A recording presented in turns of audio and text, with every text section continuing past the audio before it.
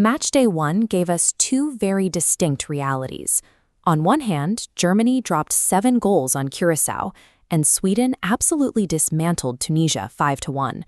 On the other, the Netherlands were held to a draw by Japan, and Ivory Coast scraped by Ecuador with a single goal.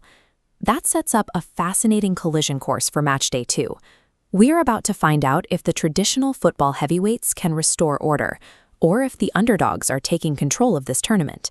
The clearest example of that tension is happening right now in Group F, where one of Europe's historic powerhouses is staring down a genuine crisis. Down in Houston, the Netherlands and Sweden are playing for outright leadership of the group. The Dutch approach to this is entirely built on attacking fury.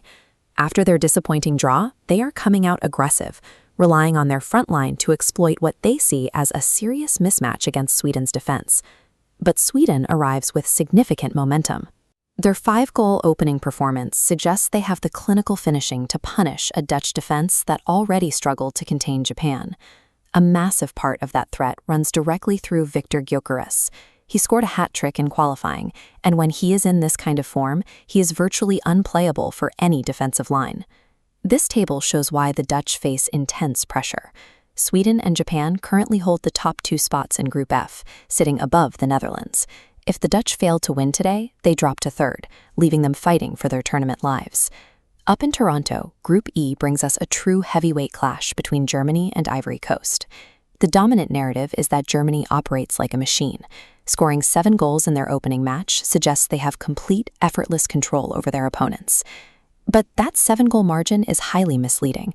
Curaçao is the smallest nation in the tournament.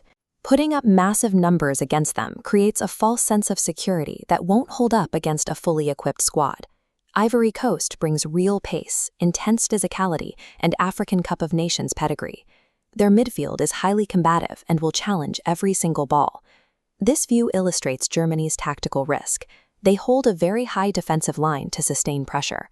Ivory Coast's lethal pace exploits this setup, driving long balls into the empty space behind the defenders before they recover. By the final whistle, we will know if Germany is a legitimate title contender, or if Ivory Coast is about to turn Group E entirely upside down. Over in Kansas City, the stakes for Ecuador and Curaçao are completely defined by desperate survival. For Curaçao, a nation of barely 150,000 people, just stepping onto this pitch is a massive achievement. But Ecuador has zero room for sentiment. They lost their opener and have a strict mathematical mandate to execute today. To find the rhythm they need, Ecuador looks to Moises Caicedo. He functions as the team's tactical engine, covering the ground necessary to reclaim possession and drive the team into the attacking third. While 3 points are the priority, a narrow victory creates a major risk. With Germany already sitting on a +6 goal difference, Ecuador needs to maximize their scoring today to avoid being eliminated on a tiebreaker in the final round. Our midnight closer takes us to Monterrey, Mexico, where the atmosphere around Tunisia and Japan is incredibly tense. Following a brutal 5-1 loss, the Tunisian Federation made the drastic decision to fire manager Sabri Lamouchi immediately. Sacking a coach after a single World Cup match creates complete chaos. A new manager is walking into a fractured dressing room with no time to install a new defensive system. They are facing a Japanese squad that is the exact opposite.